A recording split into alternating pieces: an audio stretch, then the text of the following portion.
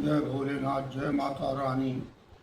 और भगवान कृष्ण सभी भक्त जनों का परम कल्याण करें। इस थोड़ा हम आप लोगों के लिए लिख रहे हैं।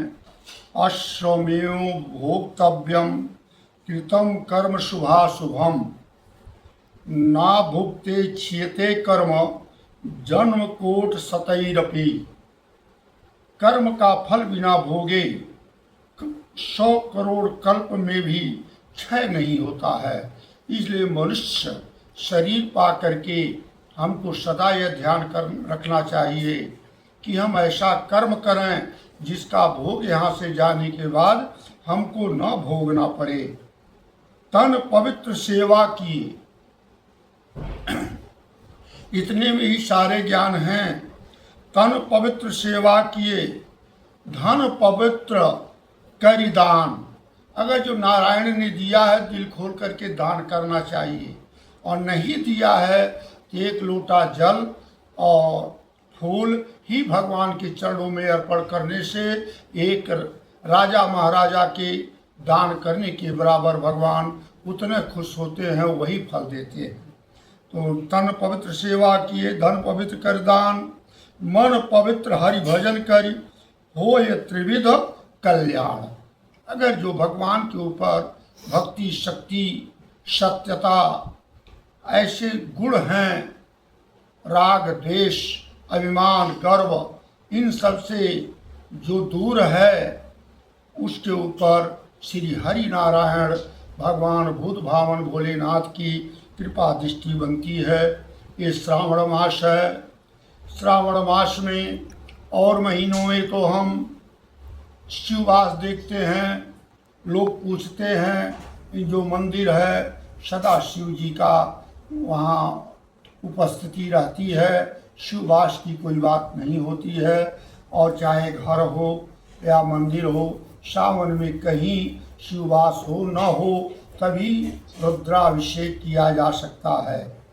और रुद्राभिषेक करने से महामृत्युंजय के बराबर फल की प्राप्ति होती है। अच्छे ब्राह्मण से, विद्वान से और ढंग से रुद्राभिषेक जरूर करवाना चाहिए कि श्रावण मास की बड़ी महिमा लिखी गई है। और भोलेनाथ के पास जब समुद्र से हलाहल विष निकला तो प्रजापति संसार की रक्षा के लिए भूत भावन भोलेनाथ के पास आए और उन्होंने उनसे प्रार्थना किया और कहा, हे प्रभु, आप ही हैं जो संसार की रक्षा कर सकते हैं। उन्होंने क्या कहा, देव देव महादेव भूतात्मन भूत भावना त्राहि सरलापन्न अत्र लोक्य दहनात् विषाद। कि यह तीनों लोग विनाश के कगार पर है, इस विष से कोई प्राणी बचेगा नहीं। हे प्रभु, रक्षा करें। ऐसे हमारे भोलेनाथ हैं कि संसार की रक्षा विष पान करके कर लिए, तो अगर जो भक्त उनके शरण में है तो निश्चित है ऐसे भूत भावन भगवान उस प्राणी का सदा रक्षा करेंगे। इसी पर हम अपनी वाणी को विराम देते हैं और सदा ये मन में रखें कि काम क्रोध मद लोभ त्यागहु तम अभिमान। क्योंकि ये शरीर ही कई रूप है, क्यों अहंकार करते हो इस धन का, इस बिल्डिंग का, इस खजाने का।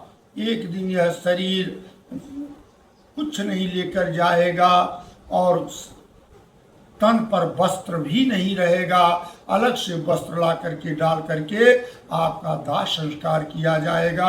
यही संसार का सत्य है। जो एक गरीब को मिलता है, दुखिया को मिलता है, वही स्थान एक अमीर राजा को मिलता है।